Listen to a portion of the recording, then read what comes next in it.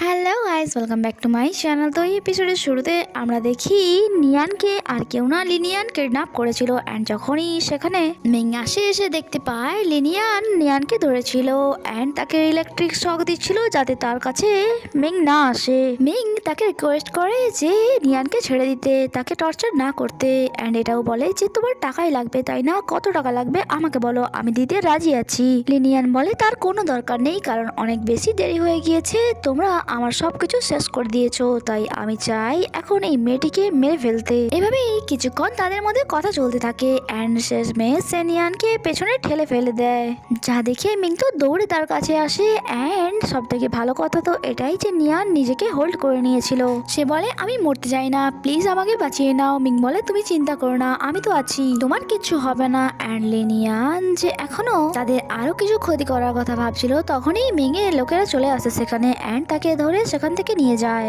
এরপর মিং অনেক কষ্টে তাকে উপরে তোলে অ্যান্ড জিজ্ঞাসা করে তুমি ঠিক আছো তো। আর ফরেন তাকে হাগ করে নেয় কারণ সে অনেক বেশি ঘাবড়ে গিয়েছিল।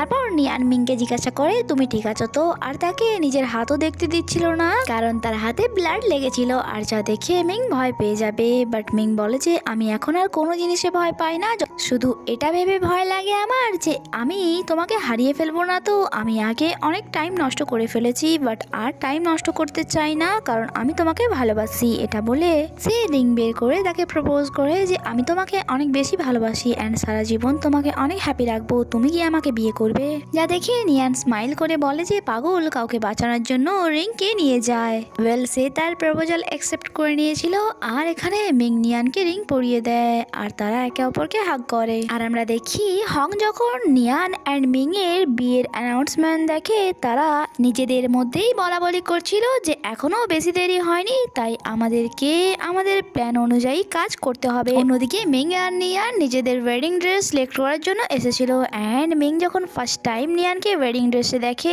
তার থেকে তো সে চোখ সরাতেই পারছিল না। নিয়ান মিং এর কাছে এসে জিজ্ঞাসা করে আমাকে কেমন লাগছে। মিং বলে যে অনেক বেশি সুন্দর অ্যান্ড তোমার এই বিউটিকে আমি একাই ফিল করতে চাই, তাই আমি চাই আমাদের ওয়েডিং এ আর যেন কেউ না আসে। যা শুনে নিয়ান বলে তুমি কি পাগল হয়ে গিয়েছো? অ্যান্ড এখানে মিং নিয়ানকে কিস করতে যাচ্ছিল বাট নিয়ান এটা বলে আটকে দেয় যে আমাদেরকে কেউ দেখে নেবে, তাই মিংকে বাহানা করতে হয় যে সে ব্লাড দেখে নিয়েছে আর সে এখন অজ্ঞান হতে চলেছে।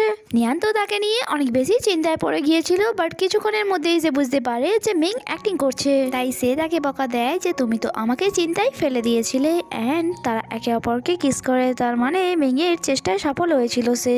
এরপর আমাদেরকে নেক্সট মর্নিং এ সিন দেখানো হয় যেখানে বাসায় নিয়ান অনেক বেশি হ্যাপি ছিল আজ। তখনই ডোরে কেউ নক করে অ্যান্ড যখন সে ডোর ওপেন করে সেখানে আর কেউ না মিং এর আঙ্কেল হং এসেছিল। আর তাকে দেখে নিয়ান তার সাথে তেমন ভালো বিহেভ তো করেনি অ্যান্ড তাকে জিজ্ঞাসা করে তুমি এখানে কেন এসছো? হং বলে তুমিও কি এখন আমার সাথে তেমনই ব্যবহার করবে যেমনটা মিং করে? অ্যাকচুয়ালি আমি তোমাকে কিছু বলতে এসেছি, বরং এটাও ভাবতে পারো যে কিছু দেখাতে এসেছি তোমায়। এই ডিএনএ রিপোর্টটি দেখে নাও যা আমার ড্যাডের কথায় করানো হয়েছিল, আর এটা দেখার পর পরিষ্কারভাবে এটা প্রমাণ হয় যে তুমি আমার বড় ভাইয়ের মেয়ে, তার মানে মিং এর সিস্টার। নিয়ানও ওই সব রিপোর্টগুলি দেখে অনেক বেশি নার্ভাস হয়ে গিয়েছিল, বাট সে তার নার্ভাসনেসকে কন্ট্রোল করে বলে যে তুমি কি ভেবে তোমার দেওয়া এই সামান্য কাগজের টুকরো দেখে আমি তোমার কথা বিশ্বাস করে নেব? হং বলে যে আমি জানতাম তুমি আমার কথা বিশ্বাস করবে না, তাই আমার কাছে আরো একটি প্রমাণ আছে। এটা বলার পর সে তার মমের সাথে মিং এর ড্যাডের কিছু পিকচার তাকে দেখায় আর বলে এটা তার দুজনের কলেজ টাইমের পিকচার, তারা একে অপরকে ভালোবাসতো, বাট আমার ড্যাড তোমার মমকে পছন্দ করতো না, তাই তাদের ফোর্সফুলি ব্রেকআপ করিয়ে দিয়েছিল। এছাড়াও ইভেন তোর ড্যাড আমার ভাইয়ের বিয়েও করিয়ে দেয়, বাট কয়েক বছর পর যখন তাদের আবারও দেখা হয় তাদের মধ্যে আবারও অ্যাফেয়ার শুরু হয়। এই ব্যাপারটা শুধু আমি জানতাম, যা আজ পর্যন্ত আমি কাউকেই বলিনি, বাট এটা তোমার জন্য ভালো খবর কারণ তোমাদের বিয়ের আগেই এই ব্যাপারটা তুমি জেনে গেলে যে মিং তোমার ভাই হয়। আর যা শুনে তো বেচারা নিয়ান অনেক বেশি স্যাড হয়ে গিয়েছিল যে তার মানে আমার মমও ইনোসেন্ট ছিল না, তিনিও চিট করেছিলেন আর ভালো এমন একজনকে বাসলো যাকে বাসা উচিত হয়নি। এইসব ভেবে সে ফরেন বাসার বাইরে দৌড়ে চলে যায় যেমন কি সে কিছু করতে চলেছে, বাট এইসব জানানোর পর হং যেন তার মনে শান্তি পেয়েছিল। এরপর সে মিংকে কল করে বলে যে তাড়াতাড়ি বাসায় ফেরো, আমার তোমাকে দরকারি কথা বলার আছে। অন্যদিকে নিয়ান যে তার ড্যাডের কাছে পৌঁছে যায় অ্যান্ড ড্যাডের কাছে রিকোয়েস্ট করে যে প্লিজ ড্যাড আমাকে পাস্টের ব্যাপারে সবকিছু বলুন, কারণ আমি সত্যটা জানতে চাই। আর ড্যাডও তাকে বলার জন্য রাজি হয়ে যায়। অন্যদিকে মিং বাসায় যখন ফিরে আসে, তার তো প্রথমে নিয়ানকে নিয়ে চিন্তা হচ্ছিল, তাই সে তাকে বাসায় খোঁজাখুঁজি করছিল। হংলিউ বলে যে আমি তার ক্ষতি কেন বা করতে চাইবো, যখন কি তার শরীরেও আমাদের বংশেরই রক্ত বইছে। এটা বলে সে মিংকে ডিএনএ টেস্টের রিপোর্ট দেখায়। এই মেয়েটি তোমার উইকনেস হয়ে গিয়েছিল, তাই আমাকেও ইনভেস্টিগেশন করতে হলো, নয়তো আমরা কখনোই জানতে পারতাম না যে এই মেয়েটি তোমার সিস্টার। আর ওই ডিএনএ টেস্টের রিপোর্ট দেখার পর মিং এর রিয়েকশন এত বড় ছিল না যা হং এক্সপেক্ট করেছিল। তাই সে বলে আমি একটা কথা বুঝতে পারছি না, ড্যাডও জানতো যে ওই মেয়েটি তোমার সিস্টার, তারপরেও সে তোমাকে তার সাথে বিয়ে করার জন্য ফোর্স কি করে করছিল। তার মানে তো এটাই হলো যে তুমি আমার ভাইয়ের সন্তান নয়, যখন কি এতদিন আমরা তোমাকে তার এলিজিমেট চাইল্ড ভাবছিলাম। এটা শোনার পর মিংকে দেখে মনে হচ্ছিল যেন সে আগে থেকেই এই কথাটি জানে। তাই সে হংকে বলে এইসব কথা বাদ দিয়ে নিজের স্বার্থের কথা বলো। হং বলে যে আমি শুধু এটাই চাই যাতে তুমি নিজের থেকেই সিইওর পজিশন থেকে রিজাইন দিয়ে দাও, আর বেশি আমার রাস্তার মাঝে আসতে যেও না।